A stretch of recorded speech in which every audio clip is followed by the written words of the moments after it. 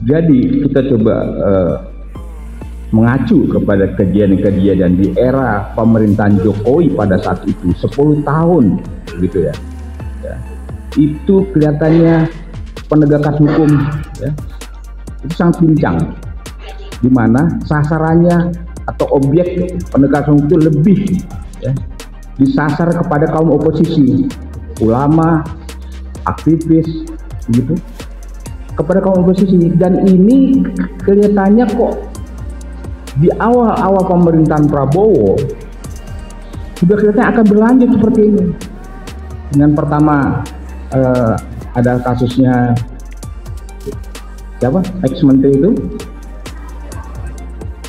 ya, ex-menteri yang diperiksa juga itu,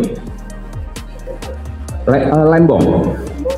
Pertama Lembong di awal tahun ini, di awal periode pemerintahan Prabowo ya. Kemudian akan berlanjut walaupun dalam taraf penyidikan, yaitu Bapak Said Didu, kan begitu. Tentunya kita berharap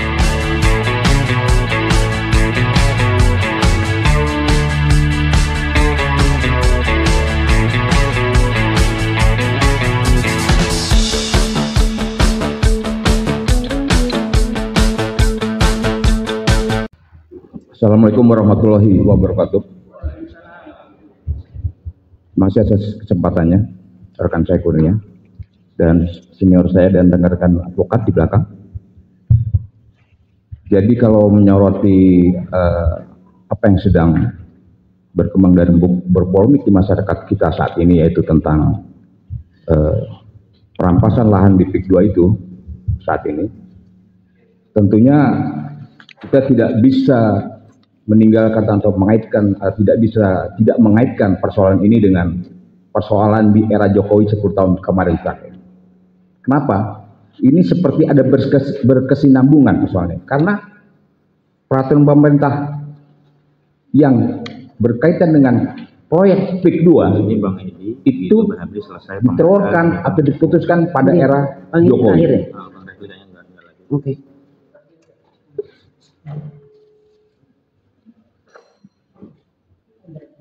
Jadi kalau saya bisa kutip ya, Permenko ini di tahun 2023 itu nomor 7 2023, dilanjutkan nomor 6 tahun 2024. Jadi kedua peraturan Menteri Koordinator Perekonomian ini ditelurkan pada era Joko Widodo. Jadi asal mula peraturan ini memang sudah di grand design oleh Joko Widodo ya, untuk jadi kita coba mengacu kepada kejadian-kejadian di era pemerintahan Jokowi pada saat itu 10 tahun gitu ya. Itu kelihatannya penegakan hukum ya, itu sangat pincang, di mana sasarannya atau objek penegakan hukum itu lebih ya, disasar kepada kaum oposisi, ulama, aktivis begitu, kepada kaum oposisi. Dan ini kelihatannya kok di awal-awal pemerintahan Prabowo sudah kelihatannya akan berlanjut seperti ini. Dengan pertama ada kasusnya siapa, ex-menteri itu ya, ex-menteri yang diperiksa juga itu, Lembong. Pertama Lembong di awal tahun ini, di awal periode pemerintahan Prabowo ya. Kemudian akan berlanjut walaupun dalam taraf penyidikan, yaitu Bapak Said Didu, kan begitu. Tentunya kita berharap terhadap komitmen seorang Presiden Prabowo di awal-awal itu, di awal-awal pemerintahannya, beliau akan ya, tegak lurus ya kepada penegakan hukum. Siapapun yang terindikasi melakukan pelanggaran hukum akan diperiksa, ya, diadili, ya, tidak pandang bulu, kan begitu juga. Oleh sebab itu, walaupun kita beranggapan ya, menganggap bahwa ada ya, para menterinya, ada mungkin perkiraan kita ada lebih dari 10 orang yang terindikasi kasus hukum pada masa lampau, ya mungkin harus diperiksa juga, kan begitu. seperti itu. Nah, kalau kita kaitkan persoalan yang menimpa saudara kita Bapak Said Didu, tentu ini tidak terlepas dari kasus era pemerintahan Jokowi 10 tahun yang lalu. Sepertinya terkesan era pemerintahan Prabowo ini jangan sampai melanjutkan kebijakan-kebijakan Jokowi ya, yang sangat diskriminatif, tidak mengenal hukum, tidak pandang bulu pada siapapun yang kira-kira bertolak belakang atau berlawanan dengan kebijakannya, itu diperiksa, dipenjarakan seperti itu.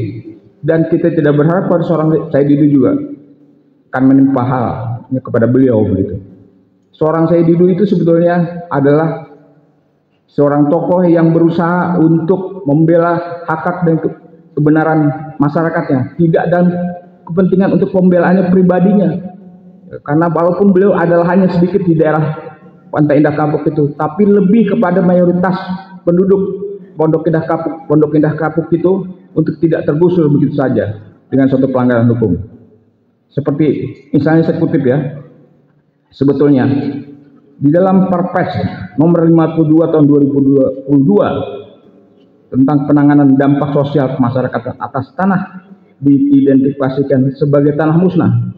Ya, klausulnya seperti ini, tanah musnah dalam rangka pembangunan untuk kepentingan umum. Nah, apakah wilayah Pondok Indah Kapuk itu dianggap sebagai tanah musnah? Sementara jelas konglomerat si Aguan dan kawan-kawan itu akan membuat atau memperlakukan tanah di Pondok Indah Kapuk itu ada untuk pembangunan developer real estate-nya yang sedemikian besar, sekian ribu hektar itu. Jadi apa pengertian tanah musnah sini? Tidak jelas begitu ya. Sehingga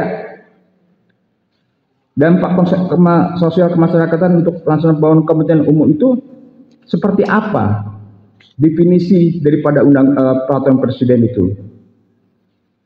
Nah, ini semua kelihatan terjadi kontroversial ya, antara ketentuan-ketentuan peraturan presiden ya, Perpres maupun keputusan Menteri Kepmen terhadap undang-undang di atasnya, terutama pada pasal 33 Undang-Undang Dasar 45 ya, segala tanah dan kekayaan alam di dalamnya itu digunakan untuk sebesar-besarnya kemakmuran rakyat.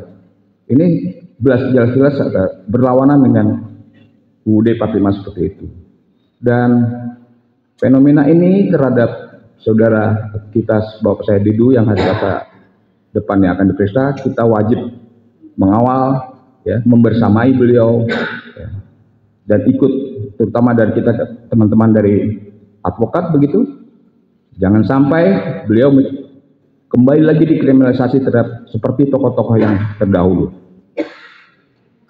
Demikian pendapat saya sementara ini. Terima kasih. Assalamualaikum warahmatullahi wabarakatuh.